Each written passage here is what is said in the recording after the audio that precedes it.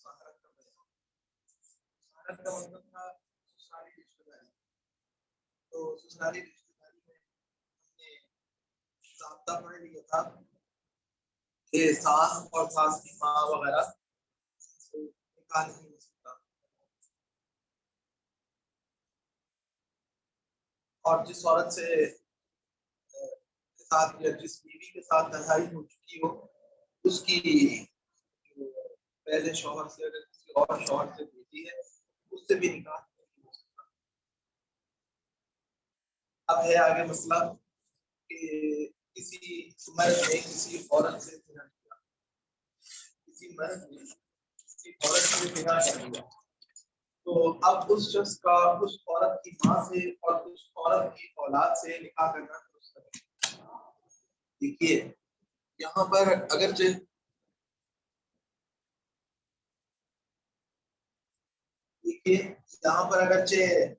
ये कोई जिस औरत से ज़िना किया है वो बीवी तो नहीं है, और उस औरत की माँ कोई सास तो नहीं है, लेकिन ये यहाँ पे अमल वही हुआ है जो बीवी के साथ अमल होता है।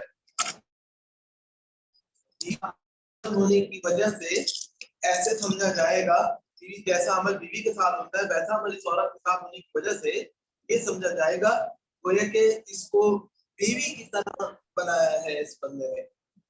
तो जब बीवी की तरह बनाया है तो इसकी माँ जी हाँ डाल दे, माँ और आप कल को डाल की आवाज बंद कर दे, थोड़ी देर में खत्म हो गया फिर डाल दे, आवाज बंद कर दे। तो इसकी माँ और बेटी की फिर सास और बेटी ले पाला के लिए बीवी की बेटी की तरह का मामला हो जाएगा, उनसे फिर निकाह नहीं हो सकता। तो मसला ये कि किसी मर्द ने किसी औरत से ज़िना किया, तो अब उस शख्स का उस औरत की माँ से और उस औरत की औलाद से निकाह करना दुरुस्त है।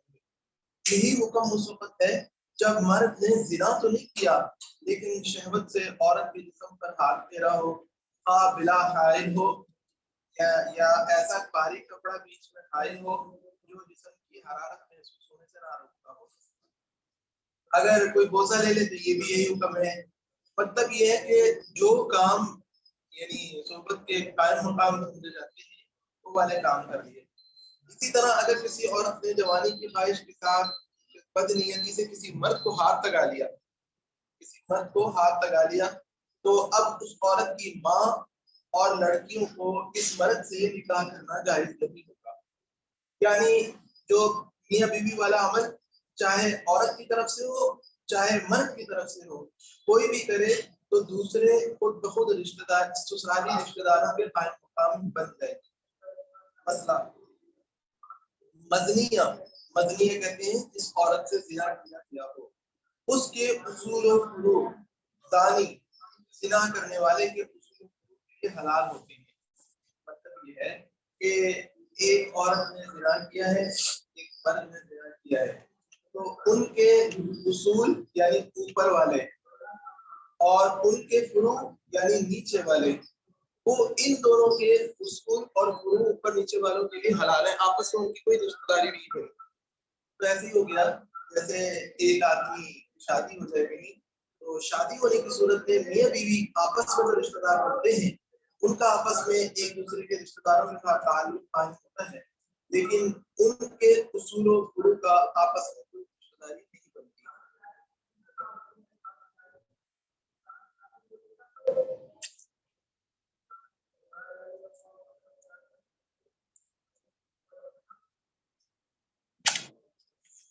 मसला एक बाप बेटे हों और कोई और माँ बेटी हो तो ये जायज है कि बाप औरत से निकाह कर ले और बेटा उसकी बेटी से निकाह कर ले।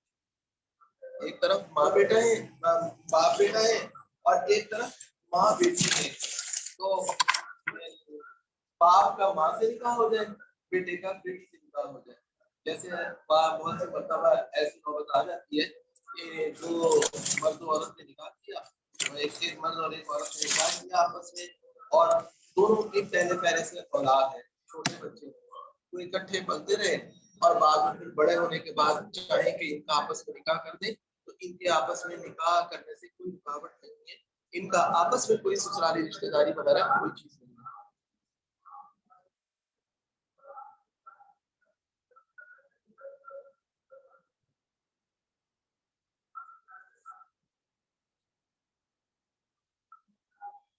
دو محرموں کو نکاح میں جمع کرنا. اب ہے دو محرموں کو نکاح میں جمع کرنے کا مسئلہ. ساختہ ایسا رشتہ کہ اگر ان دو عورتوں میں سے کوئی مرد ہوتی تو آپس میں دونوں کا نکاح نہ ہو سکتا. ایسی دو عورتیں ایک ساتھ ایک مرد کے نکاح میں نہیں رہ سکتی.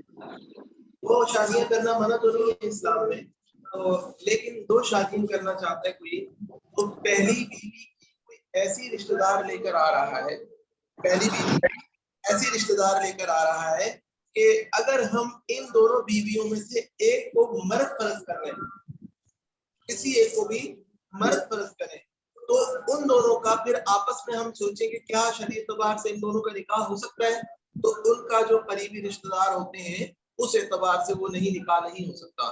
تو ایسی دو عورتوں کو ایک مرد اپنے نکاح میں بھی نہیں رکھ سکتا. جب ایک مر جائے یا اسے طلاق مل جائے اور پھر عدت بھی گزر جائے تب وہ مرد دوسری عورت سے نکاح کر سکتا ہے. اس کی آگے صورتیں ہیں. مسئلہ جب تک ایک بہن اپنے نکاح میں ہے اس وقت تک اس کی دوسری بہن سے نکاح درست نہیں. نکاح کرے گا ساتھ ہی دوسری کو تو نکاح ہوگا ہی نہیں. ہاں اگر پہلی مر گئی یا اس کو طلاق دے دی اور عدت گزر گئی تو اب دوسری بہن سے نکاح درست ہے. طلاق کی عدت پوری ہونے سے پہلے بھی نکاح درست نہیں ہے. جب پورے طور پر یعنی پہلے نکاح ختم ہوگا تو اس کے بعد ہی دوسری بہن سے نکاح درست ہوگا. اب دو بہنیں ایسے ہیں کہ ایک بہن کو بھائی ایک کو مرد فرض کر لیں تو ایک بہن بھائی بنیں گے، بہن بھائی کا کبھی بھی آپس میں نکاح نہیں ہوتا. تو اس اعتبار سے یہ ایک کو یعنی ایسی دو عورتوں کو ہم اکٹھا نہیں کر سکتے. مسئلہ ایک مرد کا نکاح ایک عورت سے ہوا تو اب جب تک وہ عورت اس کے نکاح میں رہے گی اس کی پھوپھی خالہ اور بھتیجی بھانجی سے اس مرد کا نکاح نہیں ہو سکتا. اس بیوی کے پھوپھی خالہ بھانجی بھتیجی سے اس مرد کا نکاح نہیں ہو سکتا. یہ بھی ایسے ہی ہے کہ پھوپھی کا فرض کریں کہ کوئی ہم اس جو پہلے سے بیوی ہے اس کو فرض کر لیتے ہیں ہم مرد فرض کریں. اگر مرد فرض کریں تو کوئی مرد اپنی پھوپھی سے نکاح کرنا چاہے نکاح جائز نہیں ہوتا. کوئی مرد اپنی خالہ سے نکاح کرنا چاہے جائز نہیں ہوتا. بھانجی بھتیجی سے نکاح کرنا چاہے جائز نہیں ہوتا. تو یہاں بھی اسی طرح سے ہم سمجھیں گے کہ ایسی دو بیویاں ہیں کہ جن میں آپس میں ایسی رشتہ داری ہے ان کو پھر نکاح میں کبھی بھی اکٹھے نہیں رکھ سکتے. مسئلہ اسی طرح دو بہنیں اگر سگی نہ ہوں، ماموزاد یا چاچا زاد یا پھوپھی زاد یا خالہ زاد بہنیں ہوں تو وہ دونوں ایک ساتھ ہی ایک مرد سے نکاح کر سکتی ہیں. ایسی بہن کے رہتے ہوئے بھی بہنوں سے نکاح درست ہے. یہی حال پھوپھی اور خالہ وغیرہ کا ہے. اگر کوئی دور کا رشتہ نکلتا ہے تو پھوپھی بھتیجی اور خالہ بھانجی کا ایک ساتھ ایک ہی مرد سے نکاح درست ہے.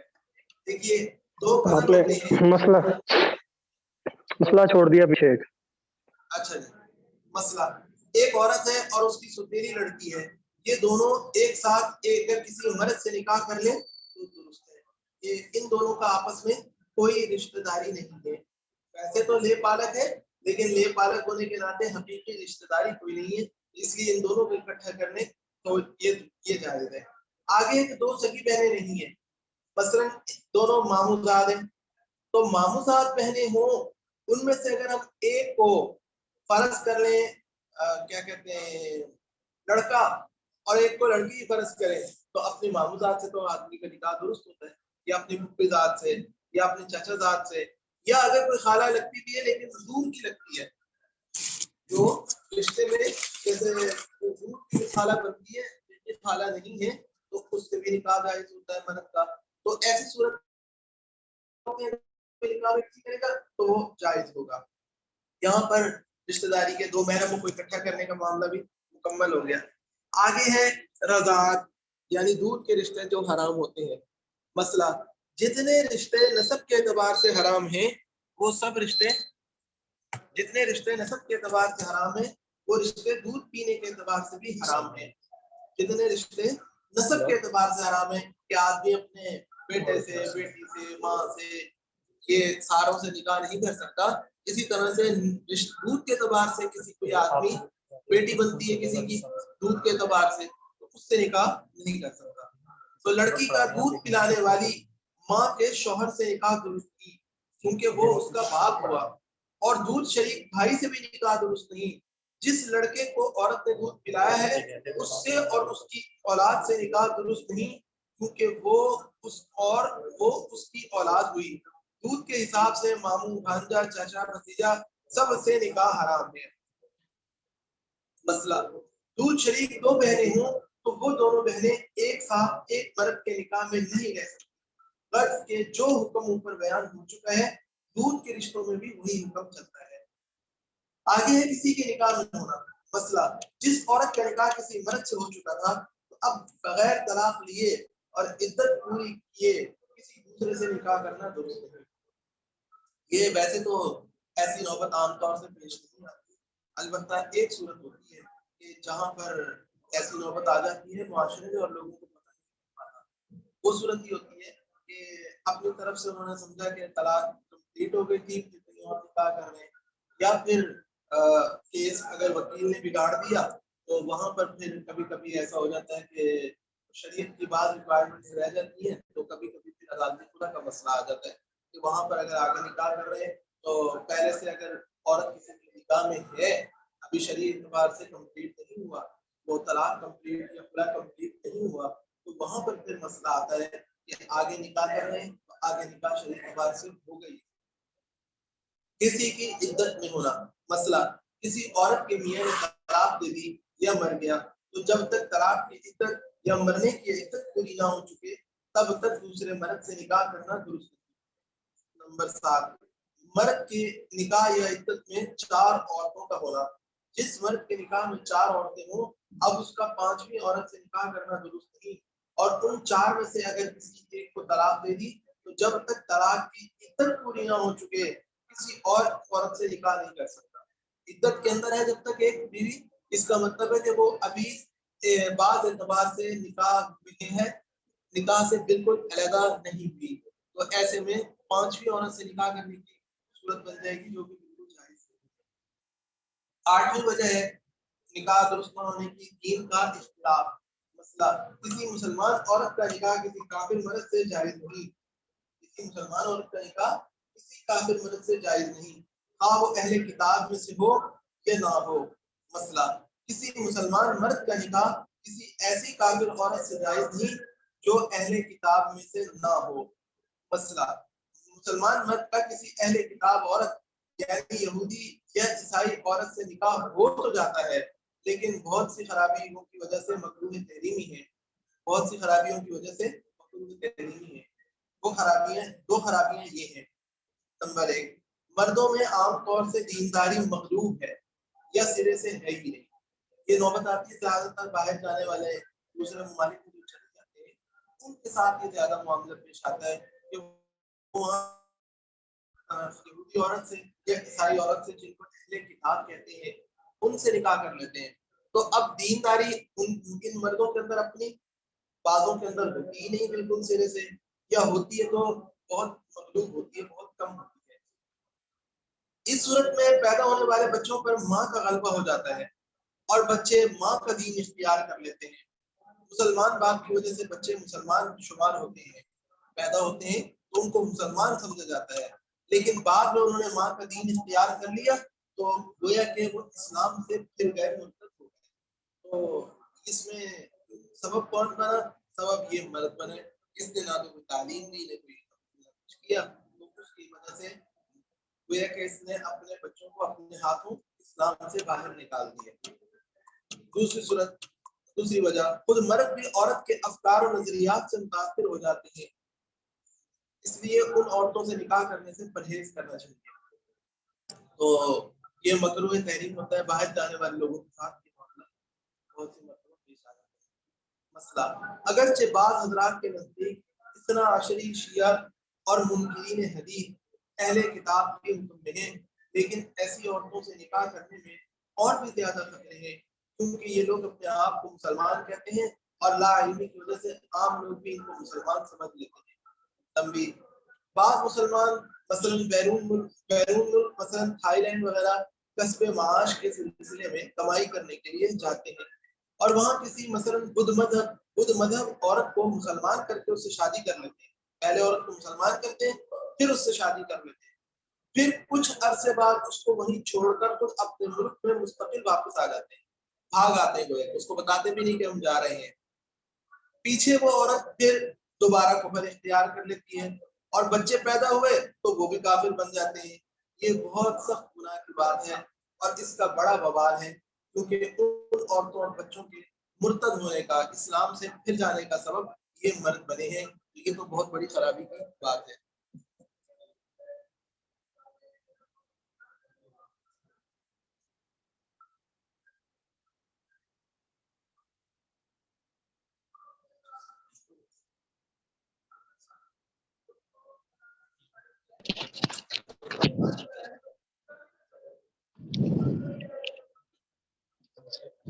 جی جی تنبیہ، جب عورت کا شوہر نہ ہو اور اس کو بدکاری سے حمل ہو تو زانی سے یا غیر زانی سے اس کا نکاح تو درست ہے، لیکن بچہ پیدا ہونے سے پہلے خاوند کو صحبت کرنا درست نہیں۔ البتہ جس نے زنا کیا تھا اگر اسی سے نکاح ہوا تو صحبت بھی درست ہے۔ یہاں پر اس کا نکاح اگر کسی زانی کے علاوہ جو زنا کرنے والا تھا اس کے علاوہ کسی اور شخص سے نکاح ہوگا تو وہ نکاح پھر بھی درست ہوگا، کہ لیکن ایک بات ہے کہ اس دوسرے شخص کو بیوی کے پاس جانا درست نہیں ہے۔ حرمت مصاہرت کا بیان، سسرالی حرمت کا بیان، اس میں مزید تھوڑی سی تفصیلات ہیں۔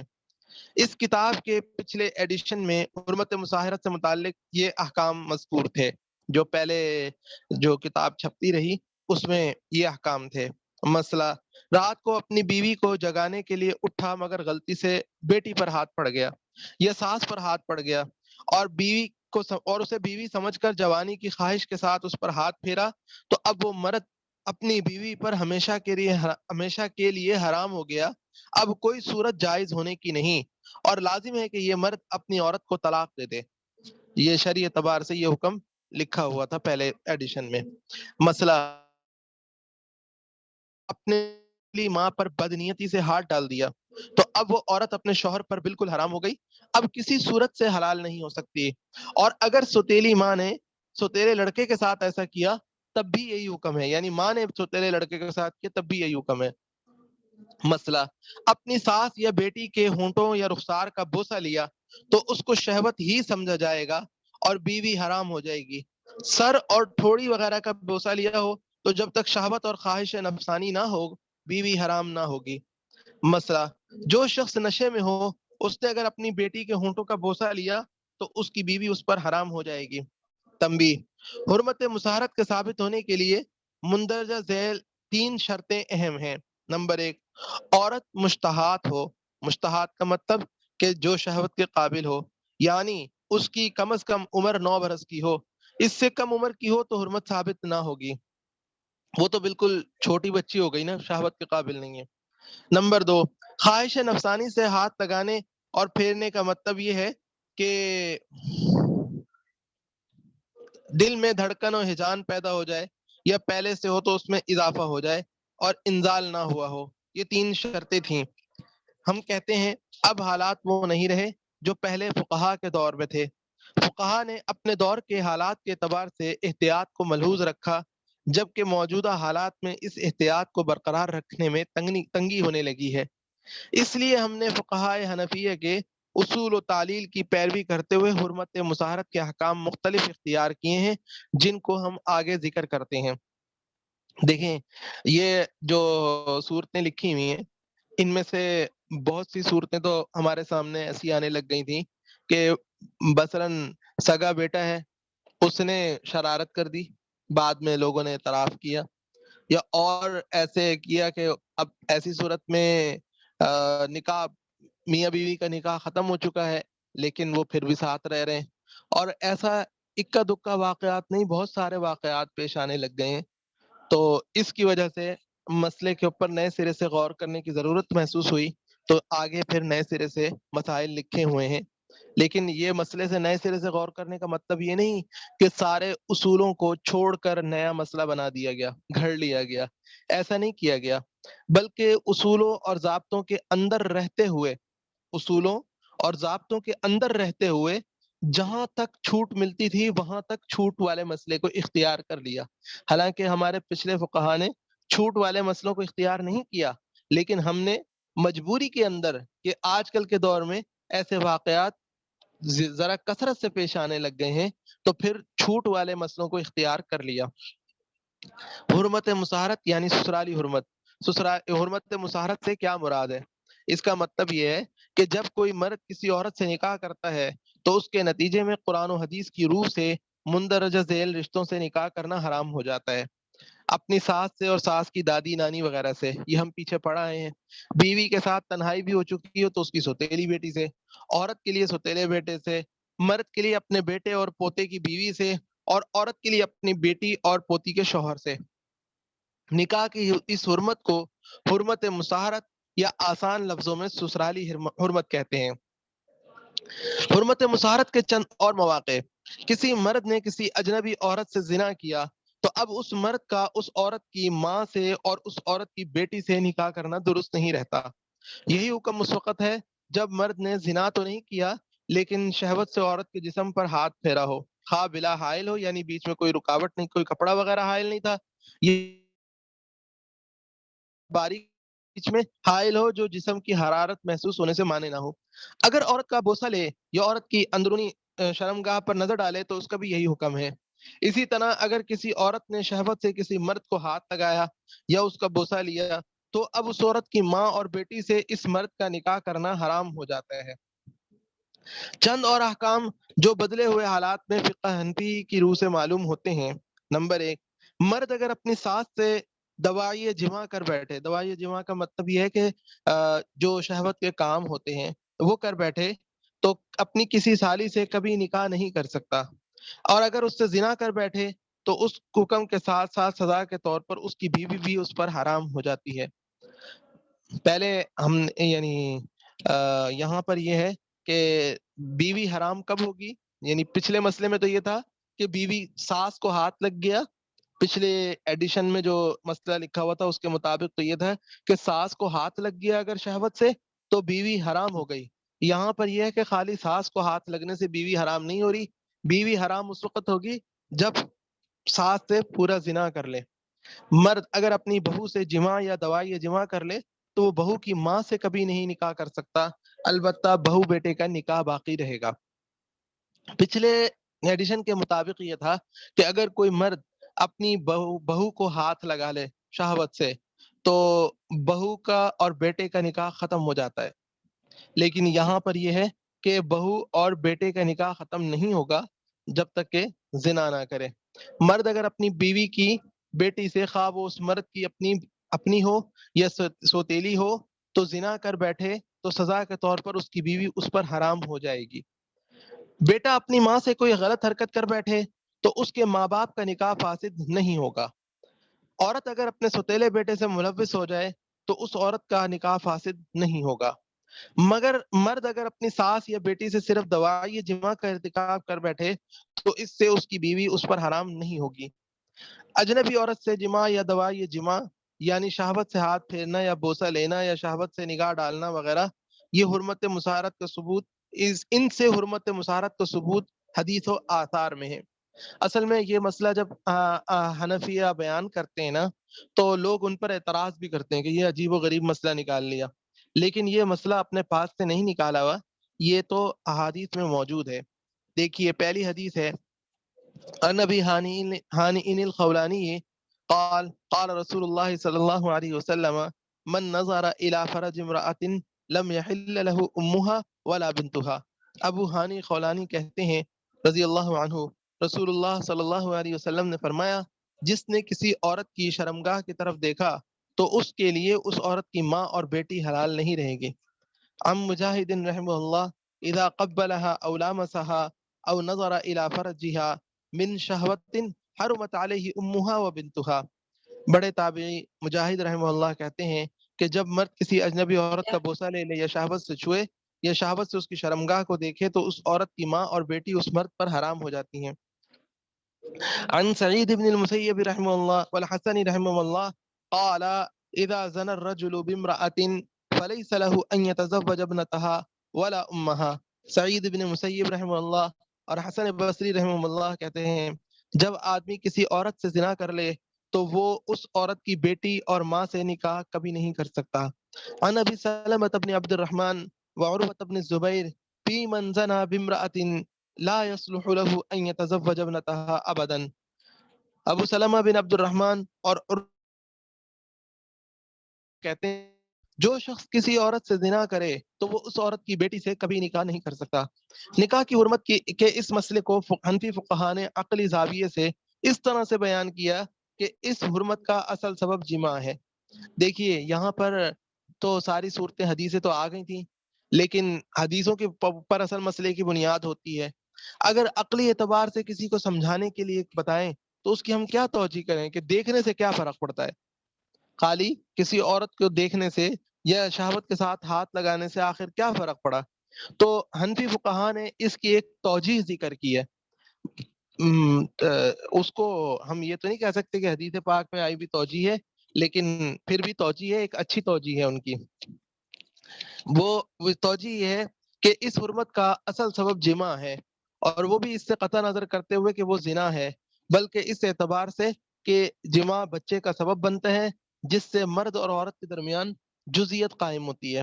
جزئیت کا مطلب یہ ہوا کہ اور بچہ عورت کا جز ہے اور ماں باپ کا بھی جز ہے. تو اور اسی طرح سے بچے میں دونوں کے اعتبار سے پھر دیکھیں تو ہم اگر ایک طرف سے چلائیں ضابطے کو تو اس طرح بھی چلا سکتے ہیں کہ بچہ باپ کا جز ہے اور ماں بچے کی جز بنتی ہے. اس اعتبار سے بچہ اور ماں دونوں اس بندے کا جز بن جاتے ہیں، اور اپنے جز سے فائدہ اٹھانا، اس کو اپنا بنانا ایسے جائز نہیں ہوتا. تو یہ جزئیت بنتی ہے. اس جزئیت کو اس طرح سے سمجھیے کہ جب کوئی عورت کسی غیر کے بچے کو دودھ پینے کی عمر میں دودھ پلاتی ہے تو اس کا جز یعنی دودھ، عورت کا جز یعنی دودھ بچے کے پیٹ میں جاتا ہے، اور اس طرح سے وہ دودھ بچے کا جز بن کر اس کی نشو و نما کا باعث بنتا ہے، جسم کا حصہ بن جاتا ہے. جب عورت کا جز بچے کے بدن کا جز بنتا ہے تو شریعت اس جزو بدن بننے والی اور بدن کی تشکیل کرنے والی جزئیت کا اعتبار کرتے ہوئے بچے کو دودھ پلانے والی کا جز قرار دے دیتی ہے، اور بچے پر خود اس عورت کے اصول و فروع کو حرام قرار دے دیتی ہے جیسا کہ وہ خود اس عورت پر حرام تھے. تو یعنی جب جزئیت بن گئی نا کہ اپنا جز بن گیا، کسی بھی اعتبار سے اپنا جز بن گیا، تو اپنے جز کے اوپر پھر اصول و فروع سب کچھ حرام ہو جاتے ہیں کہ اپنے جز سے کوئی آدمی ایسے فائدہ حاصل نہیں کر سکتا. اسی طرح جب کوئی مرد کسی بھی عورت سے جمع کرے، خواہ وہ اس کی منکوحہ ہو یا اجنبی ہو، اور اس سے حمل ٹھہر جائے، تو پھر جنین یعنی جو پیٹ کا بچہ ہے وہ عورت کا جز کہلاتا ہے. اور دیگر اجزاء کی طرح جنین کو بھی، پیٹ کے بچے کو بھی عورت کے ذریعے سے ہی غذا ملتی ہے، لیکن جنین کی تشکیل میں اصل دار و مدار مرد کے نطفے کے کرم سپرم پر ہوتا ہے کہ دراصل اسی کی نشو و نما سے جنین وجود میں آتا ہے. چونکہ نطفہ جنین کا جزو ہے اور جنین عورت کا جزو ہے، اور قاعدہ ہے کہ اصل کے جز کا جز خود اصل ہی کا جز قرار پاتا ہے، لہذا مرد کا نطفہ عورت کا جزو بدن شمار ہوگا. اور اوپر ذکر کیے گئے رضاعت کے قاعدے کے مطابق جیسے بچہ عورت کا جزو قرار پایا تھا، اسی طرح عورت مرد کا جزو قرار پائے گی، اور عورت پر وہ مرد اور اس کے اصول و فروع حرام ٹھہریں گے، جیسے کہ مرد پر اس کے اپنے اصول و فروع حرام ہوتے ہیں. لیکن اگر میاں بیوی پہلے بچے کی وجہ سے آپس میں حرام ٹھہریں تو خاندانی نظام معطل ہو کر رہ جائے، اس لیے میاں بیوی کے تعلق کو خلاف قیاس حرمت سے مستثنا رکھا گیا ہے. خلاصہ اس کا یہ ہوا کہ اصل تو ضابطہ یہ بنتا ہے کہ بچہ جز ہے مرد کا، تو عورت کا بھی، عورت اس اعتبار سے جزو بدن بنتی ہے، یا بچہ جز ہے ماں کا اور باپ کا بھی جز ہے، تو اس کے اعتبار سے باپ بھی عورت کا جزو بدن بن جاتا ہے. یہ چین چلاتے ہوئے اگر ہم پیچھے کی طرف دیکھیں تو اس اعتبار سے اپنے جزو بدن سے فائدہ حاصل کرنا تو کسی کو جائز نہیں ہوتا. اگر ہم اسی ضابطے کو سامنے رکھیں تو کسی بھی میاں بیوی کا پہلا بچہ پیدا ہوتے ہی آئندہ استفادہ حلال نہیں ہونا چاہیے، آئندہ کے لیے ایک دوسرے کو استعمال نہیں کر سکتے، لیکن اس سے سارا نظام مختل ہو کر رہ جائے گا کہ کبھی بھی کوئی میاں بیوی ایک دفعہ سے زیادہ آپس میں تعلق قائم نہ کر سکیں، تو اس لیے میاں بیوی کی حد تک تو کبھی بھی اس میں ممانعت نہیں آتی، باقی سب میں ممانعت فوراً آ جاتی ہے۔ تو وہاں پر پھر اس طرح سے حنفی فقہا ایک توجیہ کرتے ہیں، یہ ان کی ایک توجیہ ہے۔ اس توجیہ میں اگر مزید دوبارہ سمجھنا چاہیں تو پھر نیکسٹ آپ بتا سکتے ہیں، ہم انشاءاللہ اس کو دوبارہ اور وضاحت سے ذکر کر دیں گے اگلے سبق کا ٹائم۔